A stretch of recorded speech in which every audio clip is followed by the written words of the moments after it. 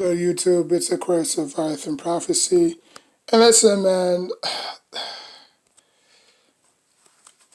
Okay, so obviously the Jets won Sunday, and I'm not a Jets fan. I kind of respected them throughout the years when they had Rex Ryan, and when they won back to back playoff games. Um, But, obviously since then, they've been downhill. But, and then they picked it back up in 2015 where they were actually good. But other than that, we all know that the Jets and the Giants are cross rivals. Um, Actually, no, they're not because they play in the same stadium. Well, before, obviously MetLife, there was Giant Stadium, and that was the only stadium that we didn't have to share. You know what I'm saying? The Jets had their own, the Jets had their own stadium, and then we had Giant Stadium. Um, but this whole notion that the Jets can't even win right. Well, the Jets can't even get winning right. You have to win in the National Football League. You know, like going winless, it isn't good. You have to have momentum. You have to have that feeling of urgency to win. You know what I'm saying? Um, you know, like who the hell cares if they blow their chance against Trevor Lawrence? Trevor Lawrence is garbage. He's got listen. I've been watching college football since '09. Okay, when college football was good, when they had Tim Tebow and they had Sam Bradford and they had you know I forgot that quarterback for Alabama, but I mean and obviously they had Tim Tebow and the quarterback that plays for the Giants right now, Colt McCoy. That was when college football was the ish. You know what I'm saying? But Trevor Lawrence is not that good. He was never that good. Like if the Jets really wanted Trevor Lawrence, they would have tanked throughout the whole season. They would have even lose a game, play tough, but still lose. But again, you have to win in this league, okay? Like the notion of going 16-0 is out the window. The notion of going 0-16 is out the window. Unfortunately, only one team was successful, and that was the Detroit Lions. And who did they pick? I don't even know. I can't even remember off the top of my head who they picked. But it wasn't like it was a game changing pick. It wasn't like that pick catapulted them to multiple, division titles. They were still garbage. You know what I'm saying?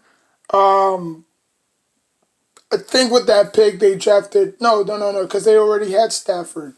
Um, I like I said, I don't know who they picked when they went 6-0-16, but the sense of urgency to win, it feels good. You know what I'm saying? Like, shoot, the Bengals had 3 wins last year and they still picked number one.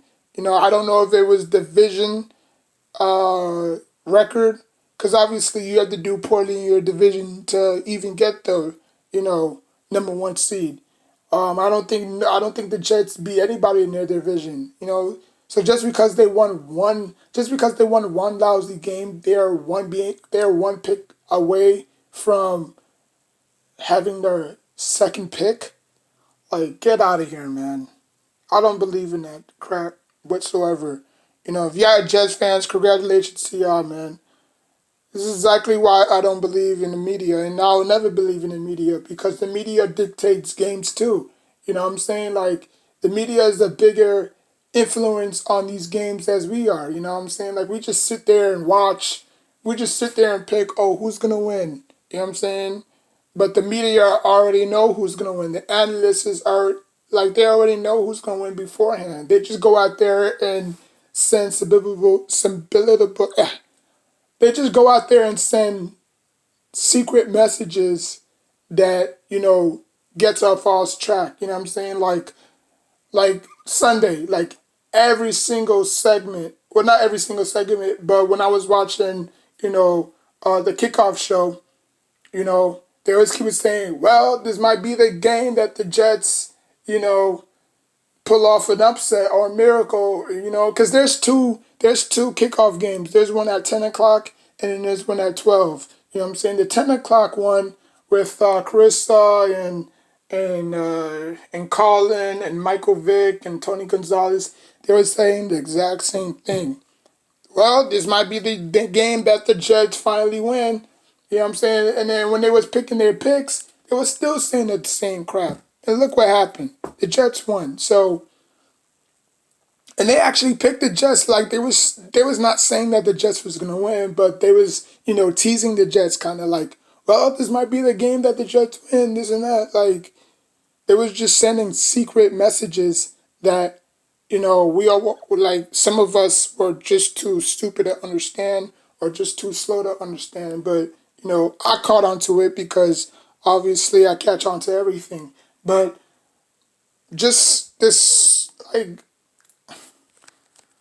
like Patrick Mahomes, I mean, not Patrick Mahomes, like Trevor Lawrence is not even that good, you know? Like Clemson develops a lot of great talent on defense. Offensively, no. You see how great Sammy Watkins is. He came out of Clemson. You know what I'm saying? Like, name me one Clemson quarterback that was great. I'll wait. And Deshaun Watson does not count. You know what I'm saying? I'm talking about like from 2000 all the way to 2009. You know what I'm saying? Exactly. Clemson was always good. Clemson was always known for their defensive players, never quarterback. That's why nobody picked teams. Like, you might probably pick an offensive lineman from Clemson, but picking a quarterback, no, that was out of Alabama, Florida, LSU, Oklahoma. You know what I'm saying? Those are like the top four schools, college schools that they all picked. Either from defense to offense. You know what I'm saying? So I'm glad that the Jets won.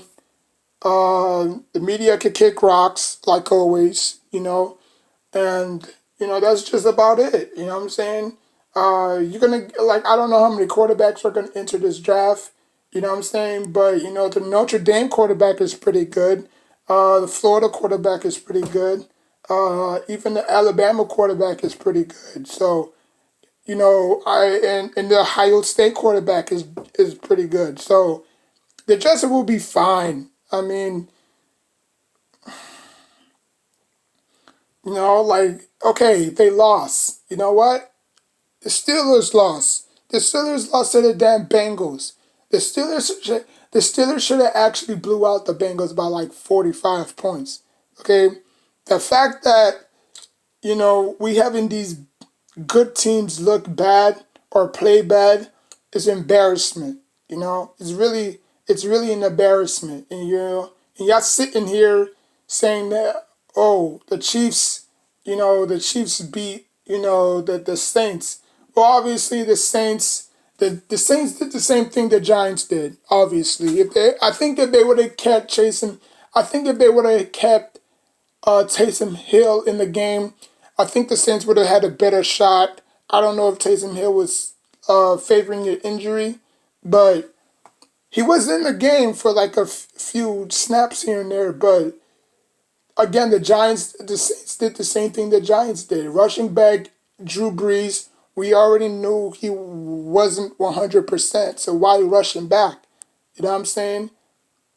And then even Drew Brees played terrible in that game. And I don't blame him because he was coming off his surgery. He was coming off his surgery. You know what I'm saying? And then plus he didn't have Michael Thompson too. So that was even a bigger blow. So the Kansas City Chiefs took advantage of that and they won. Now the NFL now the NFL is acting is portraying the Chiefs to be, that juggernaut of a team now. You know what I'm saying? The Patriots are no longer that team anymore. You know what I'm saying? It's a cycle. Tom Brady is not there. You still have Bill Belichick. Like, it is what it is. But Kansas City is gonna be on that stepping on that pedestal of you know multiple championships, back to back division championships. You know what I'm saying?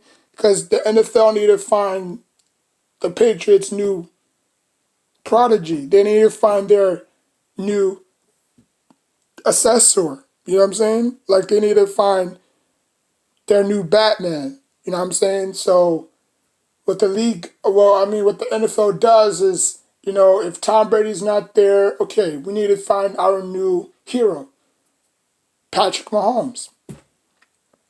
So if Patrick Mahomes, like the Chiefs can easily go 15-1 in these last two games because obviously they're 13-1 right now. Okay, so they can clearly they can clearly, lock up the division. Probably, I don't know if they might probably rest Patrick Mahomes in the last two games, but they'll probably play Patrick Mahomes in these last two games, lock up the number one seed, get a first round bye, and then boom, they'll be fresh for the second round. You know what I'm saying? So, and that's what they did for the Patriots all those years. You know what I'm saying? Because the Chiefs was the Patriots was in a crappy division. So, but yeah, man. I mean, just be proud of the Jets for winning at least. You know what I'm saying? Like, who cares if they don't get the number one pick? Just because you get the number one pick doesn't mean that that pick is gonna produce. You look at the Raiders who had the number one pick. They drafted Jamarcus Russell. Was he any good? Hell nah. We beat the bricks off of him week 2 in 2009 when we scored like 40 points on their defense. So he was bad. Jason Campbell coming out of Auburn. You know what I'm saying? Same school as Cam Newton. That doesn't mean that they produce good quarterbacks. You know what I'm saying? So Demarcus Russell coming out of LSU. You know, who was the last LSU quarterback to even play that good? So I mean, people just believe in the hype too much. Y'all believe in social media too much. Y'all, y'all just go with the flow. Like whatever's popping, y'all go with it, and it's not y'all fault. It's today's generation. You know, like if they say Trevor Lawrence is good, like dude, I watched tape on Trevor Lawrence. Trevor Lawrence is not that good. He really isn't. Like he'll sell a lot of tickets. I'll tell you that much, but he's not going to win a lot of games. You can always tell when a player has that it factor, and Trevor Lawrence don't. That Mark Jones from Alabama, he's the real deal. If there's any quarterback, the Jets should probably go after him or that quarterback out of Ohio State. You know what I'm saying? Like, but for the fact that Clemson is not really that good, and they will get beaten by Alabama if them two meet up in the SEC championship. I believe Alabama will put up probably 70 or 63 points on them.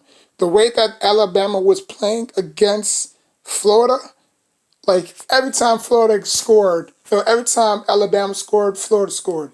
You know what I'm saying? Every time Alabama got the ball, they just scored relentlessly. Every single possession they scored. They didn't even score no field goal. It was just a shootout. Do. Until Florida couldn't even match them no more. So Florida just gave up and just said, you got us. You know what I'm saying? So I just think that, y'all just giving up too much hype on Trevor Lawrence, who's not really that good, But, it is what it is. Like, comment, subscribe. Till next time, take care of yourself and each other.